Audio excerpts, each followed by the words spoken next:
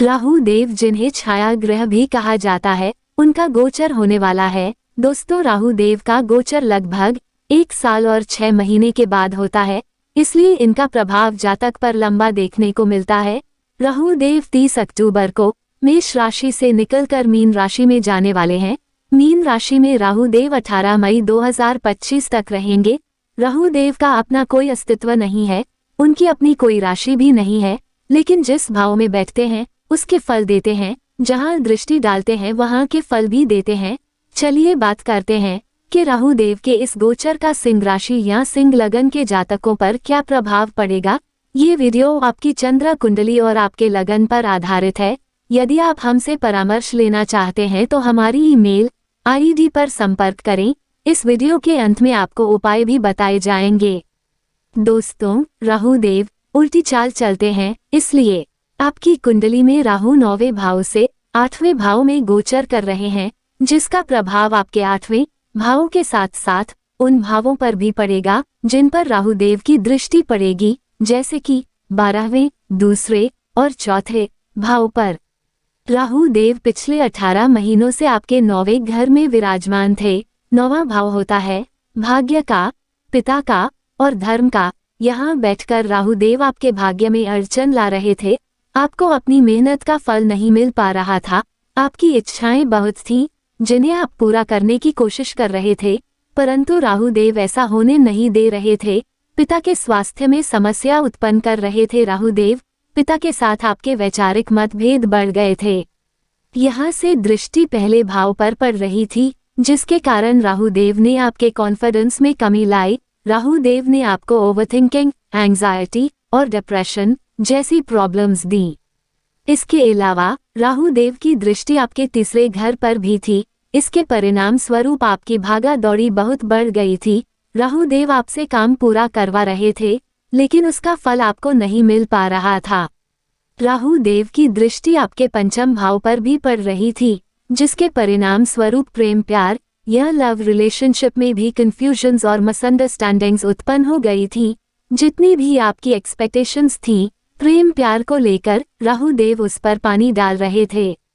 परंतु अब 30 अक्टूबर से राहु देव आपके 9वें घर को छोड़कर आपके अष्टम घर में जा रहे हैं। यहाँ पर राहु देव के आने से सबसे पहले तो जो लोग लव रिलेशनशिप में परेशान थे उनके लिए बहुत अच्छा है, क्योंकि राहु देव की दृष्टि आपके पंचम भाव से हट जाएगी, जिसके परिणाम स्वरूप लव रिलेशनशिप में से मिसअंडरस्टैंडिंग्स हट जाएंगी। यदि ब्रेकअप की स्थिति बनी हुई थी तो अब पैचअप की संभावना बन जाएगी, वापस से बातचीत होने लग जाएगी। दूसरी सबसे इम्पोर्टेंट चीज ये होगी कि राहु देव अब आपके भाग्य के घर को छोड़ देंगे, जिसके परिणाम स्वरूप अब भाग्य धीरे धीरे आपका साथ देने लग जाएगा। जो काम बन नहीं रहे थे पिछले 18 महीनों से, वह काम बनने लग जाएंगे। भाग्य का साथ हर काम के लिए अति आवश्यक होता है। यदि कर्म के साथ भाग्य मिल जाए तो व्यक्ति बहुत तरक्की करता है। अब भाग्य का साथ मिलने के कारण आप शेयर मार्केट, स्टॉक मार्केट या कहीं पर भी इन्वेस्टमेंट कर सकते हैं। शनि देव भी इस समय केंद्र में राजयोग बना रहे हैं और देव गुरु बृहस्पति भी आपके भाग्य स्थान पे हैं। तो 30 अक्टूबर के बाद भाग्य सभी तरफ से आपका साथ देने वाला है। यदि आप कोर्ट कचहरी या ऋण के चक्करों में फंसे हुए थे तो उससे भी आपको आराम मिलेगा। ये सब तो हुई पॉजिटिव बातें, अब नेगेटिव बात भी कर लेते हैं। राहु देव आपके अष्टम भाव में आ रहे हैं, इससे बुरा घर कहा जाता है। तो अब आपको संभल कर रहना है। पॉलिटिक्स से किसी पर भी जल्दी विश्वास नहीं करना है।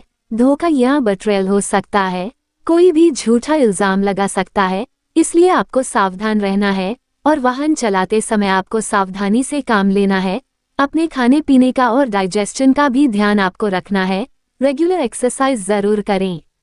अब यहाँ से राहु देव की दृष्टि आपके 12वें भाव पर पड़ रही है।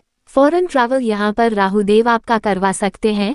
फॉरेन रिलेटेड कोई भी काम आप कर सकते हैं, लेकिन 12वां भाव खर्चों का भी होता है, इसलिए खर्चा सोच समझ कर करें। यहाँ राहु देव अननेसेसरी खर्चा करवा सकते हैं। राहु देव की दृष्टि आपके दूसरे भाव पर भी पड़ रही है और केतु देव आपके दूसरे भाव में विराजमान है, जिससे मुख से रिलेटेड जैसे दांतों से या आंखों से रिलेटेड कोई इन्फेक्शन हो सकती है। इसका पहले से ही ध्यान रखिए। राहु देव की दृष्टि आपके चौथे भाव पर भी पड़ रही है, इसलिए माता के स्वास्थ्य का ध्यान रखिए और माता के साथ वाद विवाद में ना पड़ें। अब बात करते हैं कि उपाय क्या करें। तो दोस्तों, सूर्य देव आपके लग्नेश हैं, उनके बीज मंत्र का रोजाना 108 बार पाठ किया करें, ओम ऋणी सूर्याय नमः। और चंद्र देव के बीज मंत्र का भी सूर्य ढलने के बाद 108 बार जाप किया करें, ओम सोम सोमाय नमः। हनुमान चालीसा का भी प्रतिदिन निरंतर पाठ करें, सूर्य देव को जल अर्पित करें, हो सके तो सूर्य सहस्त्रनाम का पाठ भी करें और पक्षियों को दाना पानी अवश्य खिलाएं। अगर ये वीडियो अच्छी लगी हो तो ऐसे ही और वीडियोस के लिए हमारे साथ बने रहें और चैनल को लाइक, शेयर और सब्सक्राइब करें। धन्यवाद।